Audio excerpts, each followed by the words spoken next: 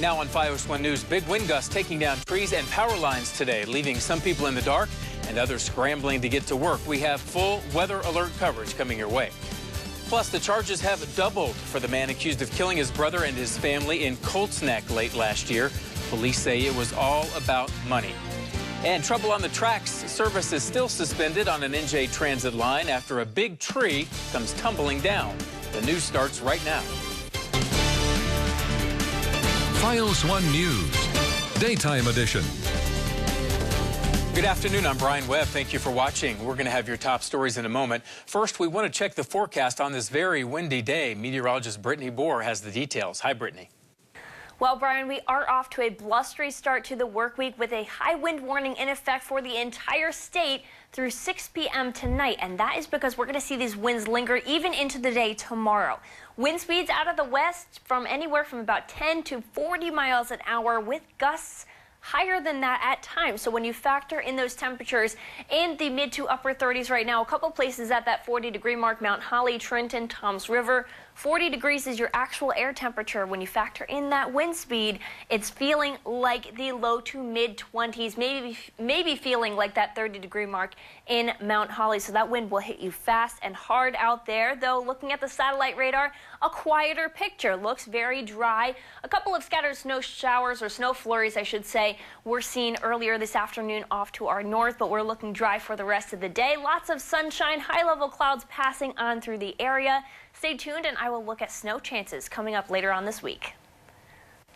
Those high winds are bringing down tree limbs and power lines today, and that means power outages across the state. Fios 1's Arnold Godoy is in Newark with the latest.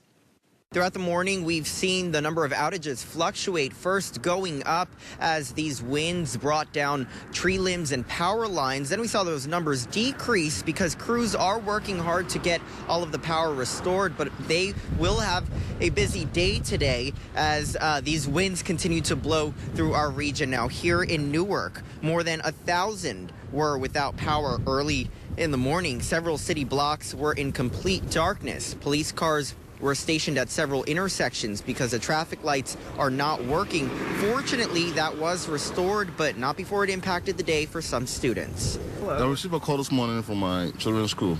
It was a New Horizon charter school, just a block from here, that they lost power. So there's no school today. Yeah, I hope they're able to restore it quickly. Now, PSE&G is saying some customers could be without power until late this afternoon. And as you drive around today, you may notice trash cans knocked over, rolling around in the middle of the street, or even debris from trees on the ground. Residents are being advised to secure any loose items that they may have outside of their homes. And as you drive around, it's important to note that these winds could make it a little difficult for vehicles on the roads, particularly bigger vehicles such as SUVs, trailers, minivans. So you'll want to drive with a little more caution when you're out there today. That's the latest here in Newark. Arnold Godoy, Fios 1 News. We've activated our Fios 1 News storm desk today because of the high winds. Fios 1's Ray Ramundi is keeping an eye on the outages across the state. Brian, this wind is causing havoc for power companies across the Garden State. And this afternoon, our area airports are feeling the wrath of these powerful winds as a result of hours of delays and dozens of cancellations. But we first begin with the latest outages across our area. And here is what the utility companies are reporting. PSE&G is now reporting 7,013 customers without power at this hour. That number decreasing from the late morning hour. Most of those outages happening in Mercer, Somerset, and Essex counties. And then there's JCP&L. Right now, the utility company reporting, get this, 27,850 customers without power at this noon hour. That number increasing by more than 7,000 over the last 90 minutes. And according to the outage map, Hunterdon County is the area most affected. Orange and Rockland, meanwhile, is reporting 79 people without juice. That's up by more than a dozen from our previous update. To the airports now, where Port Authority is trying to mitigate dozens of cancellations and delays. Right now, FlightAware is reporting no delays on inbound and outbound flights over at JFK. However, when it comes to cancellations, the airport's reporting 25 cancellations on both inbound and outbound flights. LaGuardia, in the meantime, their latest numbers you see right there on your screen, 167 delays and 51 cancellations. Newark, in the meantime, is experiencing more than 3-hour arrival delays. For outbound flights, their latest reports include 87 delays and 30 flight cancellations. The airports are encouraging travelers to check with their airline before heading out to the airport to save you time. If you are driving at this time, heed to the bridge warnings and advisories as well, and drive safe during these windy conditions. We will be here updating you throughout the afternoon as this heavy wind advisory continues right here in our area. Brian, back to you. Stay with FiOS 1 News on air and online for continuing coverage and the latest forecasts. The charges have doubled for the man accused of killing his brother and his family in Colts Neck late last year. Paul Canero was originally facing 8 felony counts, but today a grand jury returned a 16-count indictment. Canero is facing charges including felony murder, aggravated arson, and weapons charges, among others. Prosecutors believe he killed his brother, sister-in-law, and their 2 young children for money related to his brother's Asbury Park business. Canero is facing life in prison if convicted. Trouble on the tracks in Bernardsville after a tree falls on the rails, causing a ripple effect down the line. Some commuters were forced to find another way to work. Here's FiOS 1's Marilyn Buckley. More commuters than usual at Millburn Station today. It's just a little more crowded. It's harder to manage.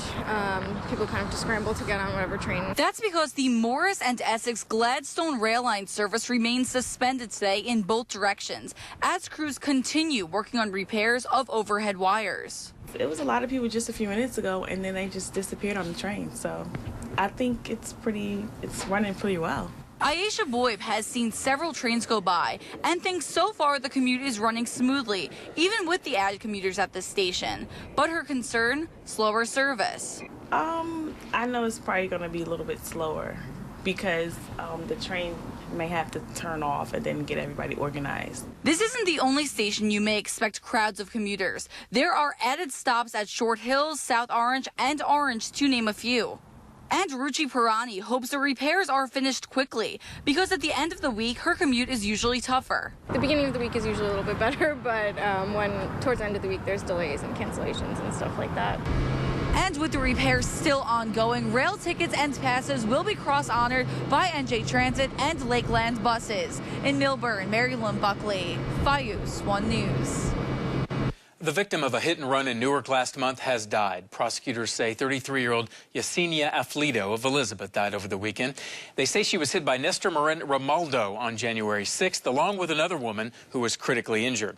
Romaldo's been charged with vehicular homicide, along with leaving the scene of an accident, according to the prosecutor's office. But police are still looking for him. If you can help, call 911 or the prosecutor's tip line at 1-877-847-7432. The victim of a grocery store robbery in Somerset is now considered a suspect. It happened Saturday night at the ShopRite on Route 27 in Franklin Township. The 17-year-old cashier says the man passed a note to him demanding all the money in the cash register and indicated that he had a gun. But now police say the 19-year-old robber, Cameron Smith, and the cashier staged the holdup and planned to split the money. Both teens were arrested. Local activists and leaders are in Washington today trying to restore full funding to the 9/11 Victims Compensation Fund. $7 billion was originally designated for the fund, but that number has since dropped to $5 billion. The victims have been told the future payments may be cut in half or even more. Senators Chuck Schumer and Kirsten Gillibrand, along with Long Island Congressman Peter King and comedian Jon Stewart, are all expected at this afternoon's rally. Speaking out against hate crimes coming up, a New Jersey congressman is demanding a zero-tolerance policy. We have the details next.